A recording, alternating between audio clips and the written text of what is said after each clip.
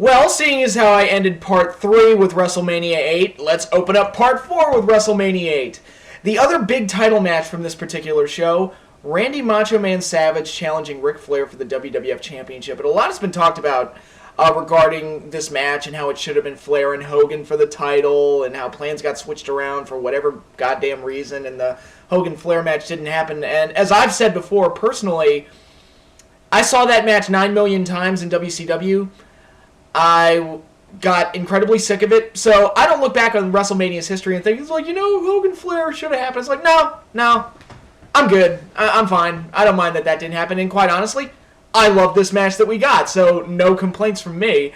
I thought this was great, and for a match, and for a WrestleMania in general, quite honestly, where it was clear that plans were being switched around and stuff got moved and opponents got switched and stuff like that. Like, I'm pretty sure it was supposed to be Hogan, Flair, Savage and Jake, and Undertaker and Sid, and for whatever reason, all three of those matches got switched around, and Undertaker ultimately got turned face to feud with Jake Roberts or whatever, but it was weird. It all turned out weird. But this match, for a title match that was clearly a Plan B, something that had a feud that they clearly just threw out there just to give it something of substance to go with, I thought they did a really good job. The whole idea that Ric Flair was saying that he had an affair with Miss Elizabeth long before she had gotten with Savage and that there were still feelings there or whatever. I don't know why, but it just felt legitimate for some reason. It felt like something that would actually happen involving these characters. And of course, the old standing rule is you want to piss a guy off, you go after his woman. And considering Randy Savage was a lunatic anyway, it just, it was just throwing gasoline on the fire. And really, we got to see like truly crazy Savage come out and go and attack Ric Flair. So that was great. They created a situation where you really wanted to see the heel get his ass kicked, and that was great. Although he did say he was going to show naked pictures of Miss Elizabeth, and we never did get those pictures. Just saying. Although it seems weird for me to complain about that now, considering how everything turned out with Liz. But at the time, we wanted to see it. just saying. But yeah, we got this match, and really good build-up, even if a tad rushed. And another point of contention with this match is that a lot of people felt it. They felt it should have been the main event. It should have been the closer. It wasn't. They gave the closing spot to Hogan and Sid. And while I do understand that they wanted to end the show with the Ultimate Warrior surprise return, and that was a huge note to end on, I kind of agree with that other crowd. It would have been more awesome if Flair and Savage had closed out the show and do the big title change to close out WrestleMania with that big emotional moment as well.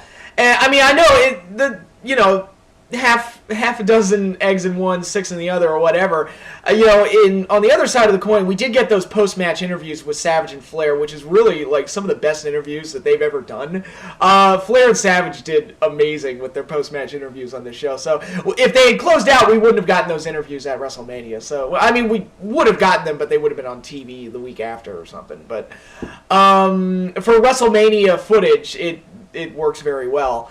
But anyway, getting into the match itself, it had this high energy, high emotion going into it, and it resulted in a very exciting match where you really wanted to see Savage just beat the ever-living shit out of Flair. Flair got busted open and apparently got fined for blading in this match, and Bret Hart did not for blading in his match because, according to Bret, he was able to convince the powers that be that he didn't really blade and that he was busted open hard way, even though he admitted, yeah, I did blade. But whatever. That's neither here nor there. But I thought the match was very intense, a lot of fun. Mr. Perfect, who was Ric Flair's executive consultant, I think was his official title.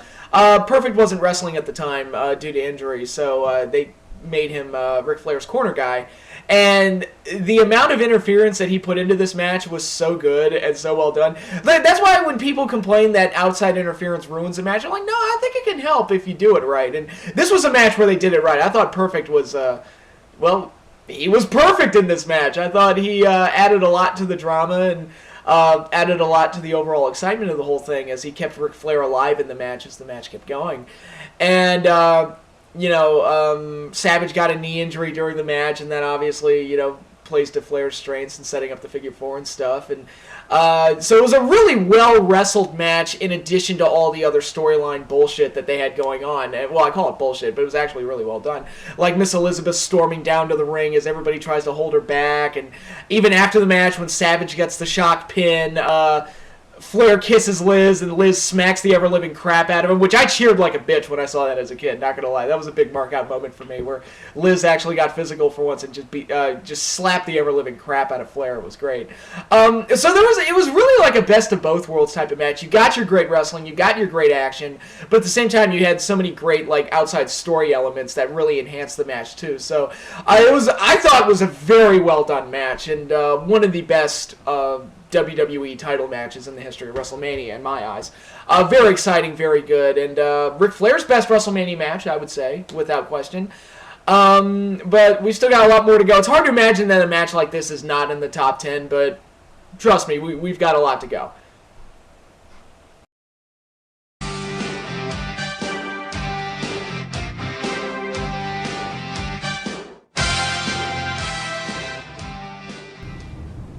Well, I think it's safe to say this match ranks number one on at least one list. It is the number one best opening match in WrestleMania history.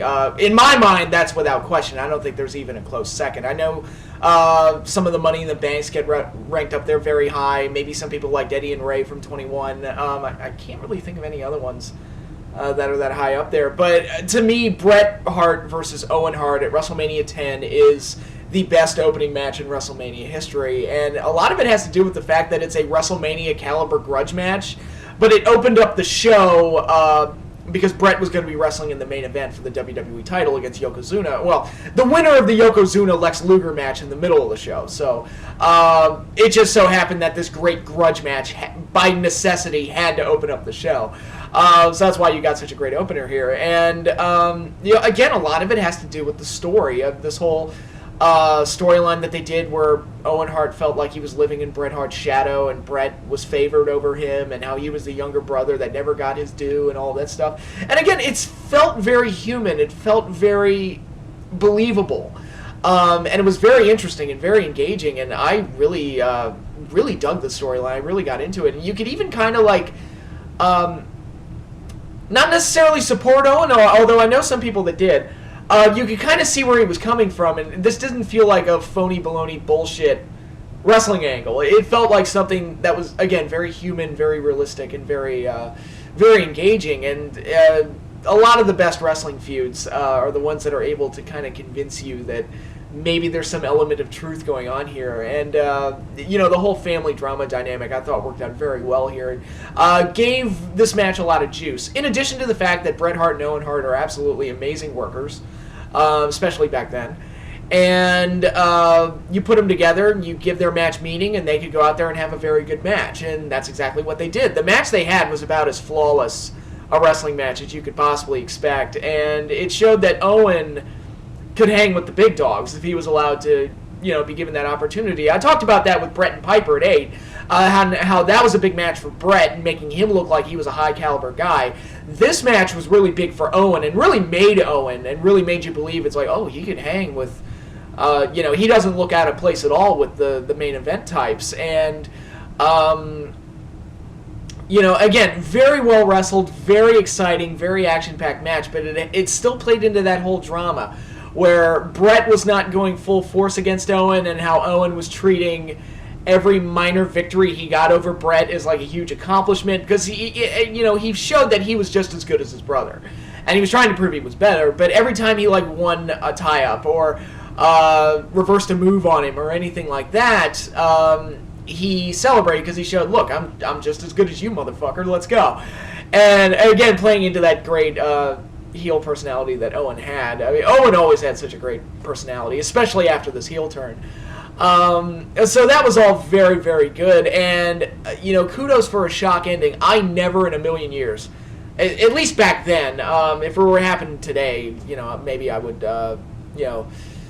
make the prediction a little bit differently. But I never in a million years would have picked Owen Hart to beat Bret Hart clean. At WrestleMania. I just didn't think that was going to happen, and he did. He stepped into a victory roll and rolled up Bret for the pinfall, and it was like a huge shock. And again, you want to talk about like a star-making type of moment, is like the fact that he actually, he'd been talking for months and months and how he's better than Bret and how he deserves more than Bret and how he's sick of living in Bret's shadow, and he goes out there and beats Bret clean at WrestleMania in the opening match, and it's like, holy shit, maybe Owen was right. So everything that they did in this match was done to make Owen look like $1 million, and it worked out fantastically. In addition to adding drama later in the show where Bret came out of this match, not like injured or taken out on a stretcher or anything, but he was defeated, he was hurt, tired, all of that stuff, and it made you think, well, oh God, is Bret going to win in the main event now? And of course, Bret did win in the main event, and that set up an even better Bret and Owen program throughout the summer and leading into their cage match at SummerSlam 94. So they got a lot of great mileage out of this, and this match was fantastic. It's obviously one of my favorites. So yeah, Bret Hart and Owen Hart, the Battle of the Hart Brothers, it's a WrestleMania classic.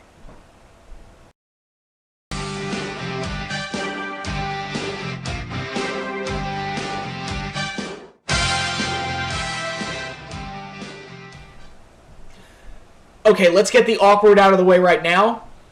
Yes, I know Chris Benoit's a murderer. I know he killed his wife and son. We all know about that horrible tragedy that happened, and I've made my feelings clear on it, how to me, the true victims of what happened there are Nancy and Daniel. I have made that extremely clear.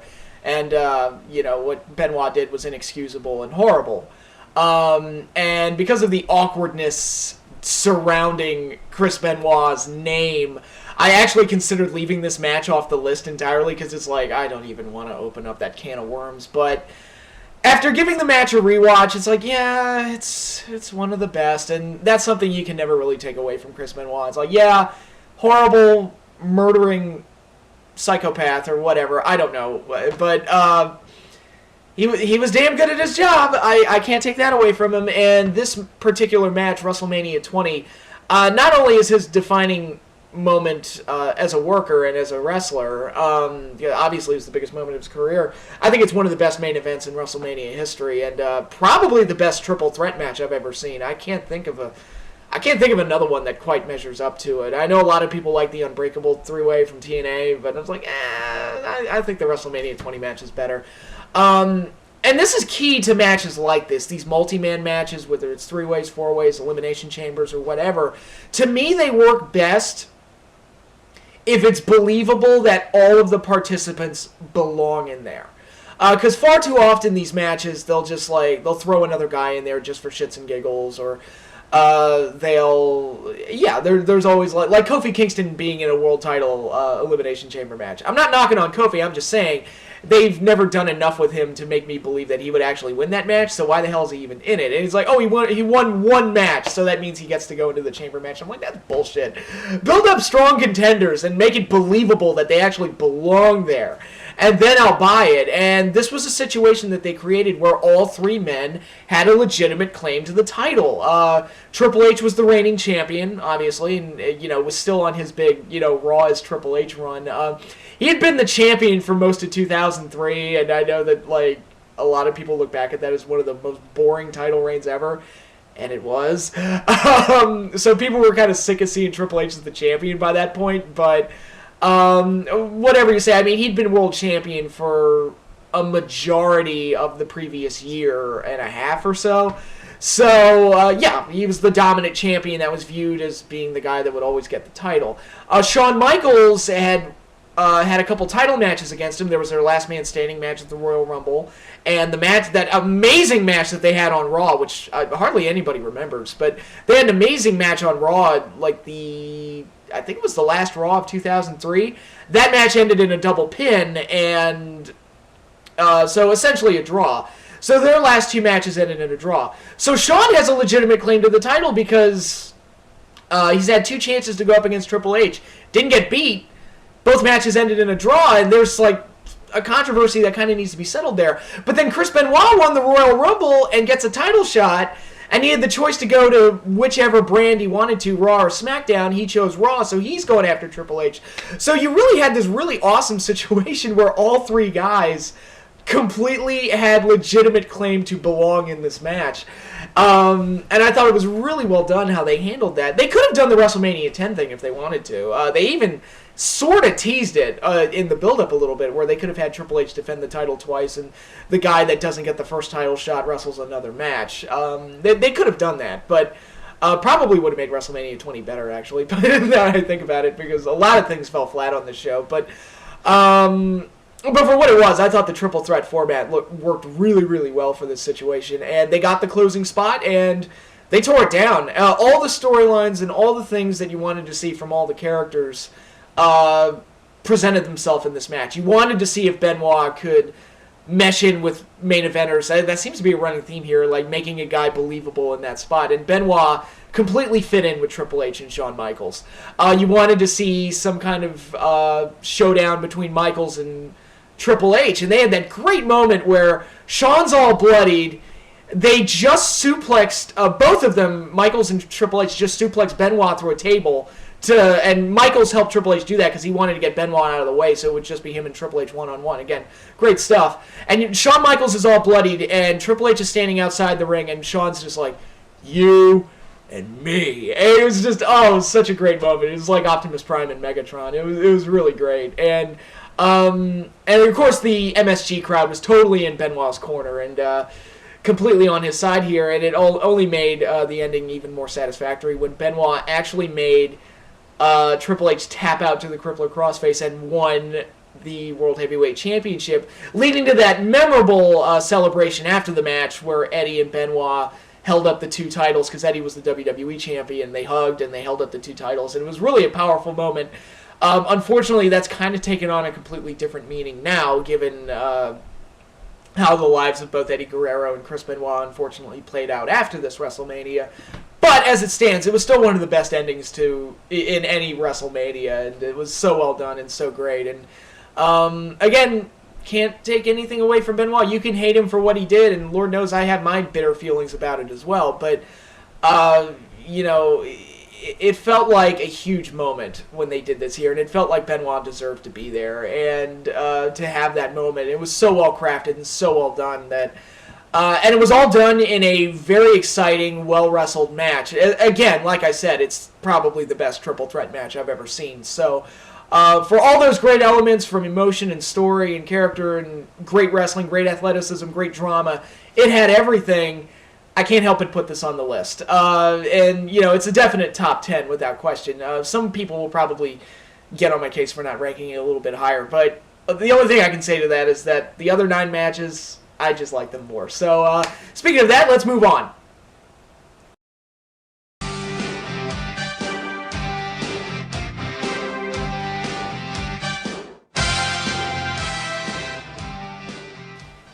Out of the entire list of 30 that I comprised for this, this countdown list, this match is probably the only one that's on here solely because of the in-ring action, because I didn't have any live experiences to draw from, obviously, like I did with CM Punk and Undertaker, because I wasn't at this WrestleMania. I didn't think the storyline was that great. It was just kind of like, oh, hey, Undertaker and Shawn are having a match. Enjoy. And that was pretty much all I thought they put into it. It was certainly nowhere near as good as the storyline and the feud they had going in '97, which resulted in the Hell in a Cell match and the casket match at Royal Rumble 98. And that Hell in a Cell match they had is probably, it's up there as one of my favorite matches of all time. It's like in my top 2 or 3, maybe number 1. I like that match that much. And I was just kind of like, I mean, yeah, Shawn and Undertaker are great, and they'll go out there and have a great match, but the story just kind of sucks. There's no reason for them to be having this match. We all know Shawn's not going to win. It would be stupid if he ended the streak, because Shawn's already a legend, so what's the point? There's just so many things to not care about in the build-up here.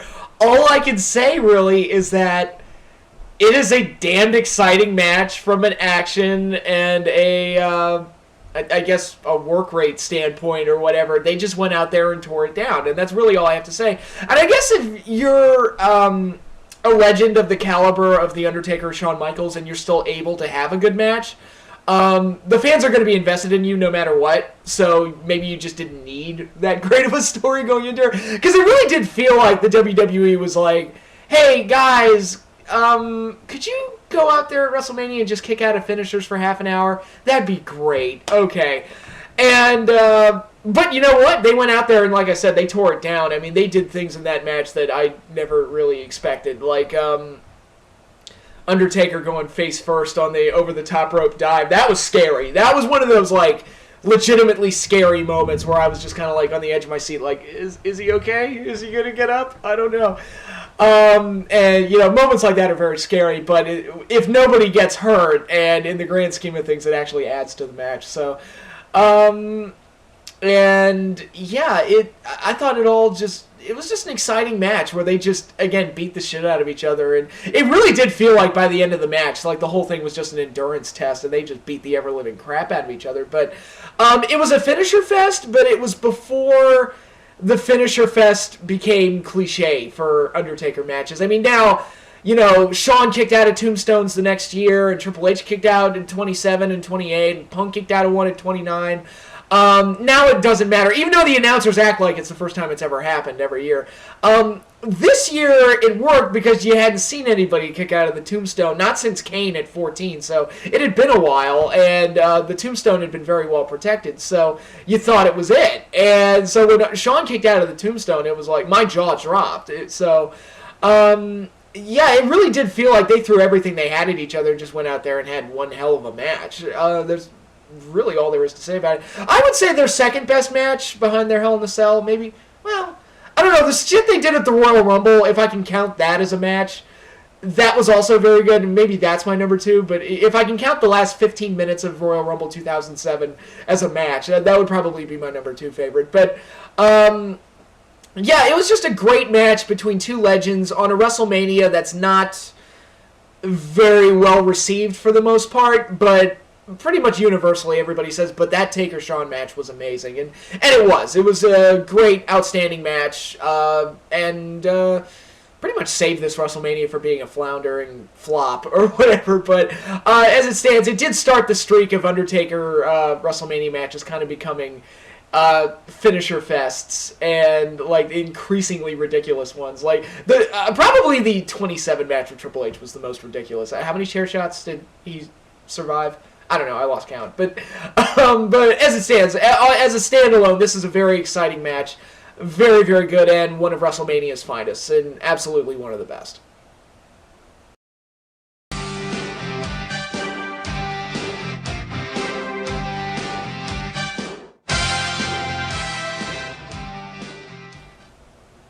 For whatever reason, face versus face matches don't seem to carry the same weight that they used to.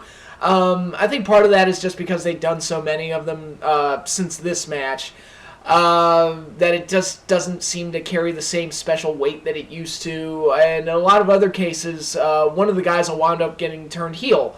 Either on a temporary basis, it's booked that way to where one of them is kind of the heel, or the fans will pick their own babyface and the other one will be the de facto heel. Case in point, Daniel Bryan versus John Cena last year at SummerSlam. I'm sure a lot of people viewed that as a face versus face match, and I didn't. No, Cena's the heel. I don't care. It's like, and pretty much universally across the board, it's like, yeah, fuck Cena. We want Bryan to win. So that happens a lot with face versus face matches as well. But with this one, it was the first time that a face versus face match had ever been done on this kind of level, on any kind of big stage, with both major championships on the line, the WWF title and the Intercontinental title, which really heightened the importance of the match, that this match was actually title for title. And both guys were going into this as champions. That really made it seem even bigger. With all that going on, and both guys are still extremely popular, and it just forced the crowd to pick a side. Who got more cheers at the Sky Dome that night? I couldn't tell. It sounded very 50-50, quite honestly. And it created a great atmosphere, and there was a lot of great intrigue going into this, because it wasn't just two top faces fighting each other. It was two unbeatable forces that the fans loved going against each other. That was very interesting, because not only from a fan support standpoint, but from the standpoint that you're looking at the situation, it's like, who the hell is going to win? You couldn't imagine either guy losing, just based on the streaks that they were on at the time. Warrior had torn through everybody. Hogan had obviously torn through everybody. So by the time you get down to this match, it's both guys are viewed as pretty much being unbeatable. Now, the downside to that is that after this WrestleMania, the winner of this match would have nobody good to work with because they'd already beaten everybody. So that was they were kind of the well had pretty much run dry on good heels for either guy to work with. But as it stands, you get this match, and both guys are seemingly evenly matched, and you get the power, the tests of strength, and the, both of them doing their own versions of the Hulk Up, and a lot of the drama involved in, Hogan had a knee injury early in the match, and the referee got knocked out, which that is the first time I'd ever seen a referee get knocked out. I know it definitely was not the first time it had ever been done, but it was the first time I ever saw it, and when I saw it happen, my jaw dropped because I thought, well, what the fuck do we do now? What's going on? What happens now? The referees, I don't know what happens when the referee gets knocked out. Now, of course, it happens so frequently that it carries no meaning at all whatsoever, but back then it was actually still shocking. And even more shocking than that was at the end of the match, Hogan starts hulking up, and it's like, all right, here we go, 3 punches, boot and a leg drop, and it's over. Warrior moved out of the way of the leg drop, hit the splash, pinned Hogan 1, 2, 3, clean in the middle of the ring, and I was shocked watching that as a kid. And of course, I was a big Hogan fan as a kid, so I was like stunned watching it. Again, now, if I were going to make a prediction as an adult, I would probably pick Warrior to win it, because I'm older and I realize it's like, they probably want to push their new act, and it's probably time for Hogan to drop the belt or whatever. But at the time, I was, totally buying into everything, and I was legit shocked that Hogan lost. And, that's one of the weird things about Hogan is that his best matches seem to be the ones where he loses. And I'll be honest, I thought the moment where he hands the belt over to Warrior and shakes his hand and everything, I thought that was a great little lesson for kids. I thought it was, how to handle defeat, because, the hero can win all the time and look awesome all the time and all that stuff, but it's really how they deal with adversity and how they deal with struggles and how they rise above being thrown a curveball that you really do see the nature of their character. And I thought it was an important lesson for kids to learn. It's like, hey, your hero doesn't win all the time.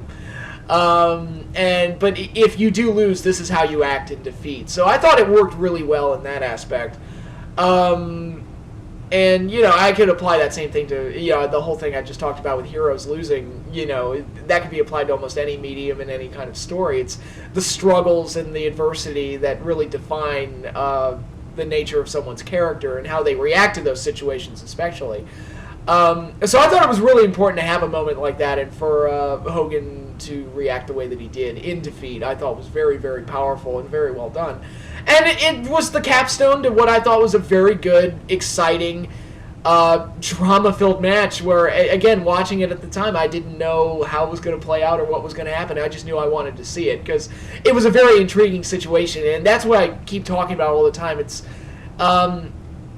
about making that story and making it intriguing and having those characters that the fans buy into and creating those interesting situations that we all want. If this WrestleMania, because this was really when we were getting to the end of the Hogan era, if this WrestleMania had just been another Hogan beats the bad guy, it would have been boring by this point. So for them to do this at one of their first international WrestleMania, and 6 is one of the bigger ones, so to do this at one of their big WrestleManias, I thought was really cool. And say whatever you want about the Warrior, but when he had his moments, and this was one of them. So I'll give Warrior that. I was never a huge Warrior fan, quite honestly, but he did have his moments, and this was a huge one. So as it stands, I think it's one of the best WrestleMania main events ever, and it was awesome and really set the bar and became the measuring stick on how to do a face versus face match main event. And this would not be the last face versus face WrestleMania main event, which, speaking of that, let's go on to number 7.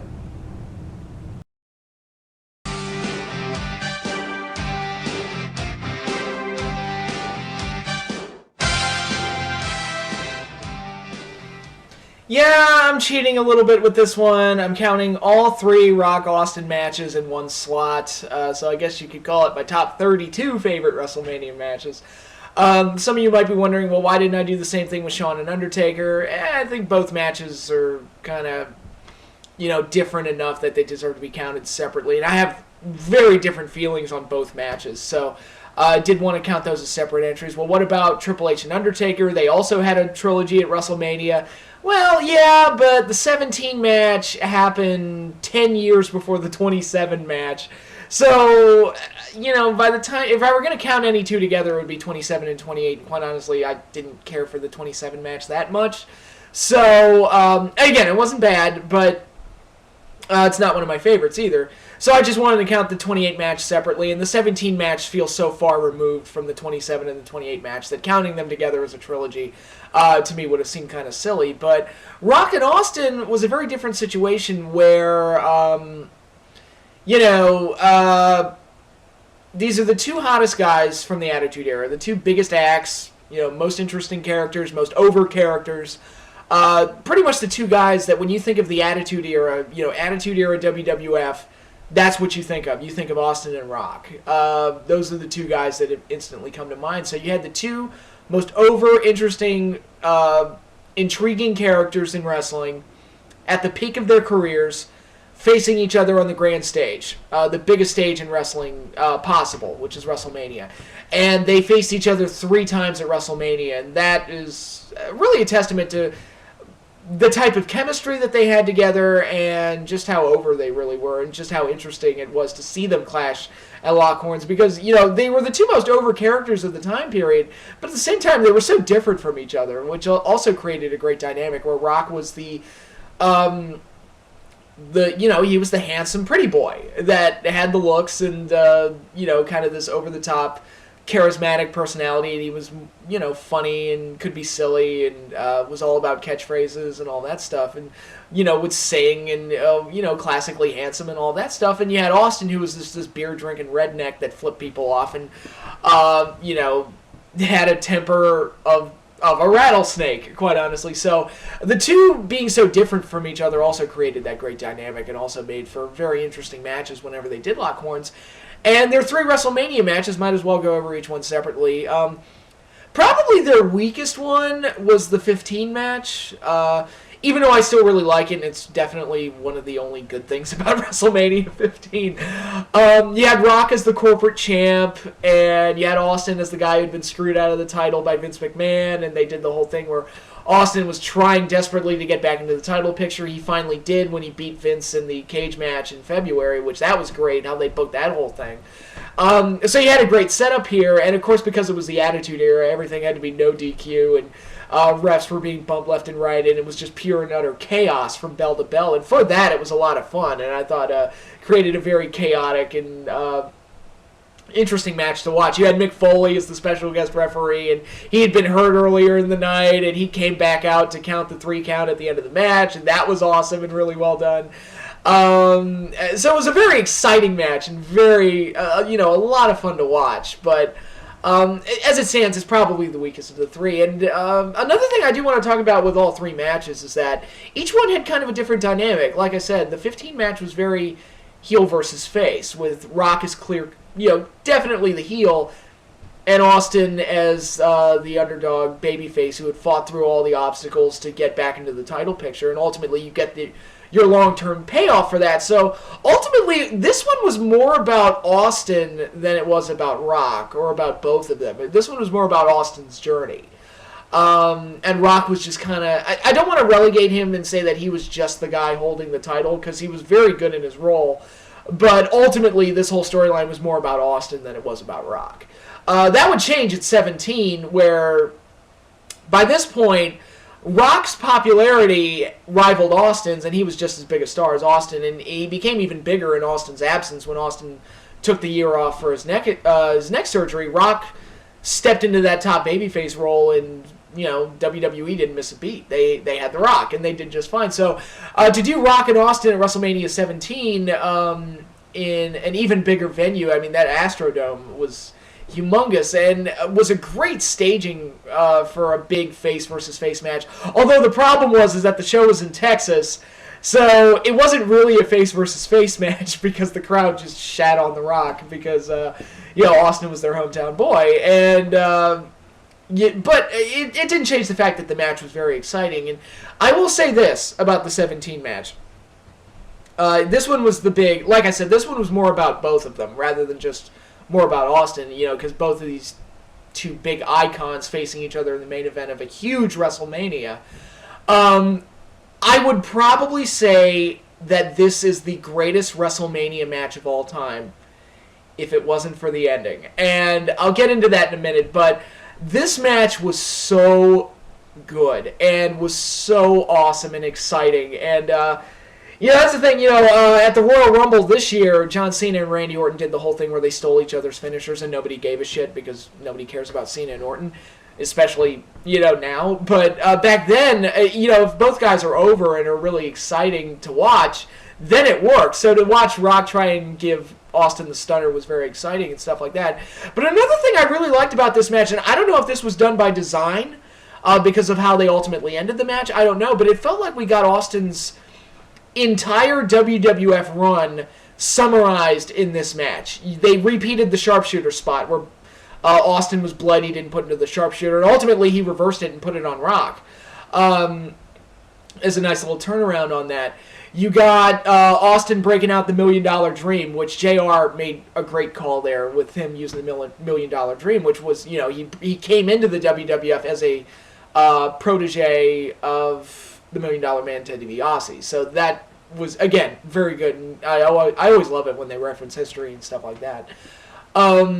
So it felt like by the end of it, you'd gotten Austin's entire WWF run summarized all in one match. And to revisit a lot of those things, like the sharpshooter spot, like the $1 Million Dream, and just him facing Rock again at WrestleMania, it was very exciting. And, Vince played a role in it as well, so you could count him as part of it. But, again, it was just a very exciting match and very good. And it was, two guys that were at their peak, at their most interesting, facing each other on the grand stage, which is what a WrestleMania main event should be. So, at the very least, I think personally it's my number one favorite WrestleMania main event. And that was a hard call with when you look at the three-way at 20 and Hogan Warrior and matches like that. But in the end, I did pick this as the number one main event WrestleMania history. But that ending. And of course, if you don't know the ending, spoiler alert. Of course, I've given away so many spoilers in these things, so, it doesn't really matter. But Steve Austin turned heel and joined with Vince McMahon and became the new corporate champion. At the time, I was okay with it because it was a legitimate shock. And it was like, oh my God, Austin's gone corporate? What the hell? And, of course, the crowd didn't really... The crowd almost completely no-sold it because they just wanted Austin to win, so they didn't care. Like, Austin could have shot Rock's wife in the face, and they would not have given a shit. They still would have cheered Austin over Rock. It was just, Texas crowd. They love their homeboy. But I gave it a pass at the time, so really it only became bad in hindsight. And it became bad in hindsight because I saw where they went with it, and where they went with it sucked. And I did not like a lot of the stuff they did with heel Austin, being a wuss and, being a gigantic suck-up and being a wimp and all of that other stuff. To me, it was just a betrayal of Austin's entire character. It didn't feel natural. It didn't feel like something that should have been an extension of the Austin character. And then when he joined the WCW faction, I was like, okay, fuck this. This is bullshit. You're leading a WCW invasion, and the leader of the WCW faction is Mr. Monday Night WWF Attitude Era Stone Cold Steve Austin. Fuck you. That's horrible. But, so like I said, the heel turn was only bad in hindsight. But it doesn't, while it does knock the match down a few pegs, because like I said, this would probably be my number one favorite had they not done that ending. But as it stands, I still think it's a great main event, an exciting main event, and just a great showcase for the two biggest stars of the time period going at it in the main event at WrestleMania for the WWF at the time, the WWF Championship. It felt huge. It was huge. It It was very exciting, and one of my personal favorites. And kind of a spoiler here for the rest of the list, there are no more WrestleMania main events in the top 6. So, as it stands, this is my pick for the best WrestleMania main event of all time. So, it is a damn good one and very good. But it was not the last Rock-Austin WrestleMania match. We still have the match at 19 to talk about, which, once again, had a very different dynamic because this one kind of felt like a swan song for both guys, because it was 2003, the Attitude Era was over, the good times were not rolling anymore, and it felt like, kind of, I don't want to say changing of the guard, but it was because we're still kind of living in the shadow of the Attitude Era even today, but it felt like Austin and Rock's runs were kind of done. Rock was focusing on movies in Hollywood, and he would not stick around too much longer after this. And Austin, his health had been really bad. He had done the thing a year earlier where he'd gotten burnt out and walked out on the company and then went on to beat his wife because, that's a perfectly rational thing to do. Yes, and I am rolling my eyes. I know you can't see that with the sunglasses. But, this felt like a goodbye to both of them, the 19 match. It felt like this would be the last time that you would see this match, and it was the last time, thankfully, because they probably couldn't get any more juice out of it. But you had Hollywood Rock, and everybody dubs this run Hollywood Rock because this was when Rock was like the movie star character that had let the fame go to his head, and now he was a complete asshole. And I don't know. Personally, this might be my favorite run that Rock ever had. I thought he was fantastic throughout the whole thing. This was when Rock was at his funniest, and the way the crowds turned on him for being the Hollywood sellout and everything, I thought he just played with it and made it work. And personally, I think it was probably the most entertaining Rock ever was. That's just my take on it. But I just love that whole character. And it was going to be him and Austin one more time at WrestleMania with Rock trying to do the one thing that he's never been able to do, and that's beat Stone Cold Steve Austin at WrestleMania. That's the one thing he wants to do before he's done with the WWE, and that's beat Austin at WrestleMania. So you had that story element. It's like, all right, this will be the last time. Will Rock finally get that big win over Austin? And he did. So it was nice to get a different ending this time, if nothing else. And by the end of it, even though they didn't officially say that this was Austin's retirement match, they didn't say he was done until the next night on Raw, so they probably should have sold this as Austin's retirement, but maybe they didn't want to spoil the ending. Who knows? Because normally when somebody's career is on the line, chances are the guy who puts up his career is going to lose. I mean, that's usually how that works. But the WrestleMania send-off has kind of become a thing in WrestleMania's history. You had Savage at 7, you had Piper at 3, you had Flair at 24, you had Shawn Michaels at 26.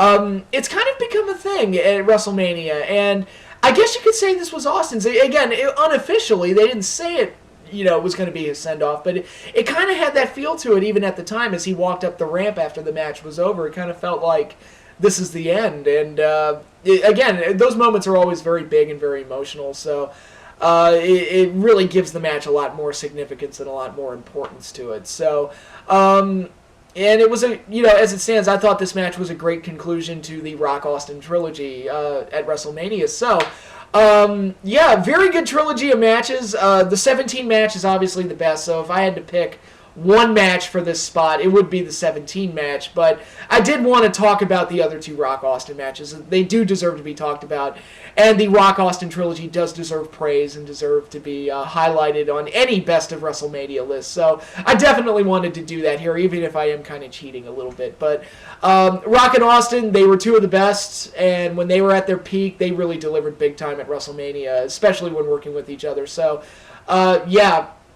there's not enough good things I can say about these matches. All very, very good, and both coming from two legendary superstars.